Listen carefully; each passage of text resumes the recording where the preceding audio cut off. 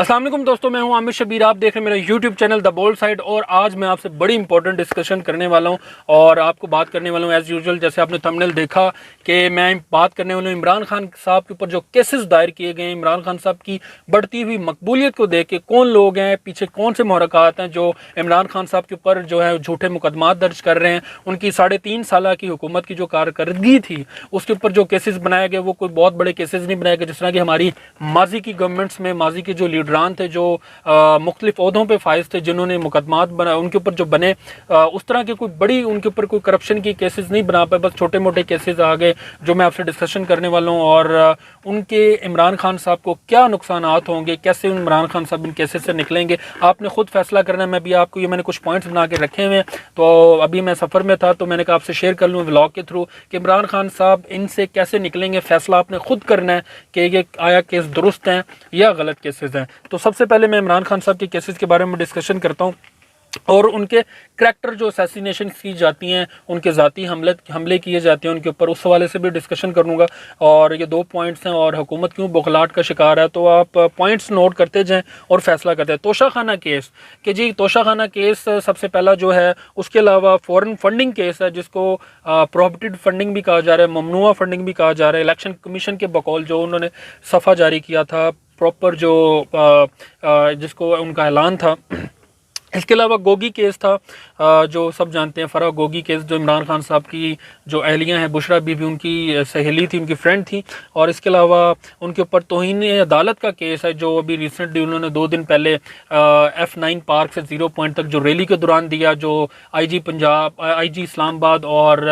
जो मजिस्ट्रेट ज़ेबा थी उनके ख़िलाफ़ उन्होंने दिया। उन्होंने कहा कि सर मैंने पर्चे कराने इनके ख़िलाफ़, कानूनी कार्रवाई करेंगे, लेकिन उन्होंने उसको दहशतगर्दी के मुकदमे के थ्रू जो है ना वो एक पूरी दुनिया की न्यूज़ बना दिया। और इसके अलावा इनके ऊपर लगता है मदीना में जो नारे लगे, आपको याद होगा जिस टाइम से इम्पोर्टेड गवर्नमेंट जब नई आई, इनकी पूरी टीम जो है वो उम्रे की सादत के लिए गई, लेकिन वहाँ पे जिस तरह से लोग जो हैं वो इश्तियाल अंगेज़ उन्होंने लैंग्वेज यूज़ की, इनके ख़िलाफ़ नारे लगाए, तो वो भी केस इमरान खान साहब के ऊपर डाल दिए गए। और इसके अलावा एंटी आर्मी केस इनके ऊपर बनता है कि जी आर्मी के अदारों के ख़िलाफ़ जो है ये मुहिम चला रहे हैं, आवाम को भड़का रहे हैं। और इसके अलावा इनकी एक न्यू केस आया उनकी बेटी का कि इलेक्शन कमीशन में इन्होंने अपनी बच्चों को डिक्लेयर तो किया, लेकिन इन्होंने अपनी जो तीसरी बेटी है वो उनको डिक्लेयर नहीं किया, तो वो भी एक केस इन्होंने डाल दिया। आप देखें किस तरह के पर्सनल अटैक्स किए जा रहे हैं, किस तरह के ओछे हथकंडे अपनाए जा रहे हैं। और उसके अलावा उनके जो टैग्स दिए जाते हैं बिलखसूस फजलुर रहमान की जानिब से, और जितने भी PDM में इस वक्त लोग मौजूद हैं वो कहते हैं यहूदी एजेंट है, कोई कहता है अमरीकी एजेंट है, कोई कहता है कि इंडियन एजेंट है, कोई कहता है तालिबान खान है, कोई कहता है कि जी बुशरा बीबी जो है वो जादू टूने करती हैं, कुछ कहता है जमाइमा जो यहूदी थी। और जिस तरह के उन पर ज़ाती किस्म के अटैक किए जाते हैं। आपको याद होगा जब वज़ीर-ए-आज़म बनने से पहले 2016-17 के अंदर उनके ऊपर एक आशा गुलालई का जो है वो ज़ाती हमले, जिनसी जो है उन्होंने अटैक किया कि जी इमरान खान साहब मुझे हरास करने की कोशिश कर रहे हैं। तो ये सारे केस हैं पर्सनल अटैक्स करके, कौन करता है, कैसे करता है, क्यों करता है। ये माजी जो है, अगर आप जाएं माजी में इमरान खान साहब तो बहुत बात की बात है। नवाज शरीफ साहब जिस तरह से बेनज़ीर के ख़िलाफ़ किया करते थे, जहाज़ों से जिस तरह से उनके एक न्यूड्स पिक्चर्स फेंकी जाती थी, वो सब पाकिस्तान जानते हैं। अगर आप नौजवान नहीं जानते तो एटलीस्ट उनके फादर्स या उनके ग्रैंड फादर्स तो मस्त जानते होंगे कि। और जिस तरह से फजलुर रहमान कहा करते थे कि औरत की हुकूमत जो है वो इस्लाम में जायज़ नहीं है और मैं किसी भी औरत की हुकूमत का पार्ट नहीं बनूंगा। फिर जिस तरह से बेनज़ीर से इन्होंने डीजल के परमानेंट लिए और उनकी कैबिनेट का पार्ट रहे फजलुर रहमान, वो भी किसी तरह ढकी छुपी बात नहीं। और आज मरियम नवाज़ को जिस तरह से शाना बशाना सपोर्ट कर रहे हैं और चल रहे हैं उनके साथ और सदर पाकिस्तान बनने के ख्वाब देख रहे हैं, ये भी किसी तरह ढकी छुपी बात नहीं। खैर, coming to the point, Toshakhana case में से क्या निकला, क्यों निकला, मिसाल के तौर में आपको समझाता चलूँ बहुत आसान अल्फाज में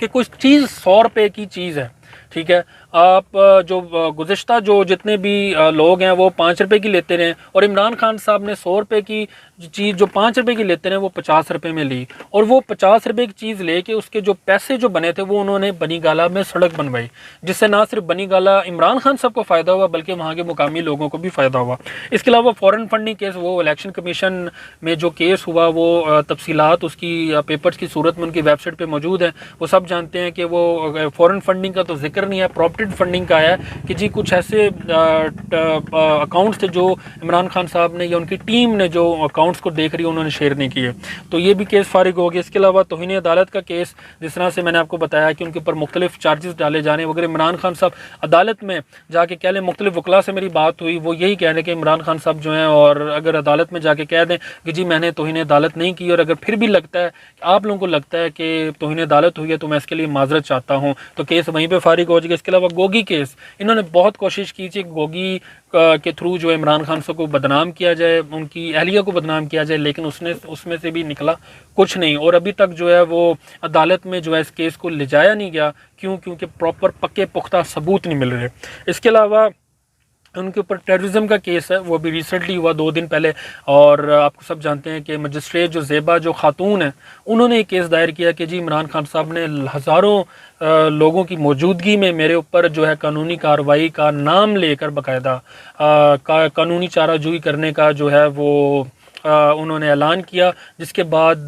मुकदमे में बाकायदा FIR की, आप देख रहे होंगे अपनी स्क्रीन के ऊपर भी, उन्होंने कहा कि जनाब हम दहशतगर्दी का पर्चा करवाते हैं इमरान खान साहब के ऊपर। और उससे अगले दिन आप जानते हैं कि इमरान खान साहब की तकरीर तो बैन है पाकिस्तान में, यूट्यूब के भी ऊपर जब उनकी तकरीर चल रही होती है यूट्यूब को भी डाउन कर दिया जाता है, इंटरनेट स्लो कर दिया जाता है। लेकिन 30 ममालिक के अंदर पाकिस्तान के जो ex prime minister Imran Khan साहब हैं उनकी हेडलाइंस लगी। ये वो हेडलाइंस हैं जो हर सियासतदान चाहता है कि पूरी दुनिया की जो है वो है जो टॉप हेडलाइंस हैं वो उनकी फ़ोटोज़ लगी, उनकी तस्वीरें लगी, उनके स्टेटमेंट्स लगें। लेकिन Imran Khan one of the lucky leader के उनकी वहाँ पे पूरी दुनिया में उनकी पजीराई हुई सिवाय पाकिस्तान के। और फाशिस्ट गवर्नमेंट जिस तरह से अपने हथकंडे अपना रही है वो किसी तरह ढके छुपे नहीं है। इसके अलावा जो मदीना में जिस तरह की नारेबाजी हुई, वो इमरान खान साहब ने इसको कंडेम करके उस केस का वहीं पे भरकस निकाल दिया, क्योंकि इमरान खान साहब कहते हैं हम सोच भी नहीं सकते कि आप सल्लल्लाहु अलैहि वसल्लम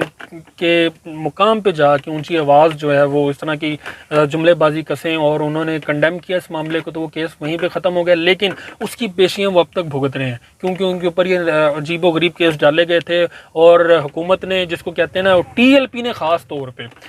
ने ख़ास तौर पे अजीबोगरीब मुजाहरे किए। मैं TLP को कहना चाहूँगा बग़ैर तहकीक के प्लीज़ अभी जिस तरह से उन्होंने सलमान रुश्दी वाले मामले में इमरान खान साहब को एमएलए ताड़ दिया, जबकि इमरान खान साहब ने कहा था कि इस्लामी पॉइंट ऑफ व्यू से बाकायदा अदालती कार्रवाई होनी चाहिए, बजाय कि अटैक किया जाता है। इससे मगरिब में मुसलमानों के ख़िलाफ़ और नफ़रत फैलती है, क्योंकि मुसलमानों को वो पहले दहशतगर्द तस्वर करते हैं, और अल्लाह करके इस्लामोफोबिया के ख़िलाफ़ उन्होंने जहाद करके 15 मार्च को जो है इस्लामोफोबिया का दिन डिक्लेयर करवा दिया। और अब मज़ीद इस तरह की अगर तकरीर करेंगे तो लोग जो हैं मगरिब के लोग नफ़रत की निगाह से देखेंगे इस्लाम को, और इससे हमारे दीन की ही अल्टीमेटली जो है बदनामी होगी। इसके अलावा उनकी बेटी का केस, इमरान खान साहब वाज़िया तौर पे माजी में भी कहते रहे कि जो उनकी बेटी उनकी डिक्लेयर की जाती है, जिस तरह से नून लीग जो है प्रोपेगेंडा करके उनकी बेटी को, इमरान खान की बेटी डिक्लेयर करती है, लेकिन इमरान खान साहब कहते हैं कि वो उनकी बेटी है ही नहीं है। और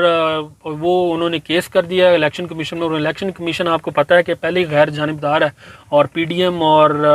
ख़ास तौर पर रावलपिंडी की तरफ से वो नामजद हैं, और उन्हीं के इशारों पे चल रहे हैं। और इमरान खान साहब ने वाज़िया कह दिया कि हम ऐसे election commission, chief election commission को बिल्कुल नहीं मानते। तो खैर ये थी वो जो चीज़ें थी जो इमरान खान साहब के ऊपर केसेस चल रहे हैं, और ये सारे के सारे इस्लामाबाद में उनके केसेस हैं, अभी उनकी पेशी भी है। और राना सनाउल्लाह ने बड़ा इंपॉर्टेंट आपके लिए जाना, राना सनाउल्लाह साहब ने कहा कि जैसे ही वो अदालत में पेश होंगे हम आपको कोशिश करेंगे इमरान खान साहब को अदालत से ही गिरफ्तार कर लें। तो PTI ने अभी रिसेंटली ग्रुप्स में मैसेजेस चल रहे हैं PTI की जानिब से, जो किसी ऑफिशियल की जानिब से तो अभी नहीं है, लेकिन जो वर्कर्स हैं पार्टी वर्कर, उन्होंने मैसेज चलाया कि आप सब इस्लामाबाद पहुंचे, क्योंकि कल गालिबन जुमेरात को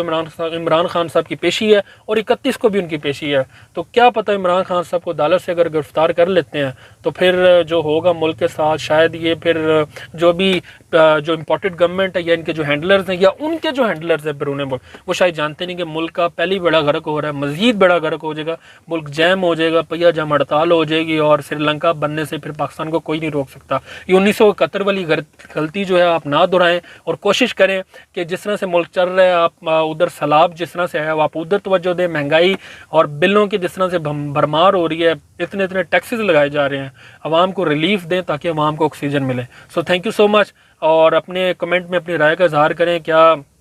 ये जो केसेस हैं इम्पोर्टेड हुकूमत ने ये दुरुस्त बनाए हैं या गलत बनाए हैं। सो सब्सक्राइब करें चैनल को और इस पैगाम को, इस वीडियो को अपने दोस्तों के साथ शेयर करें। Thank you so much. Pakistan जिंदाबाद, पाक आर्मी, हकीकी वाली पाक आर्मी जिंदाबाद।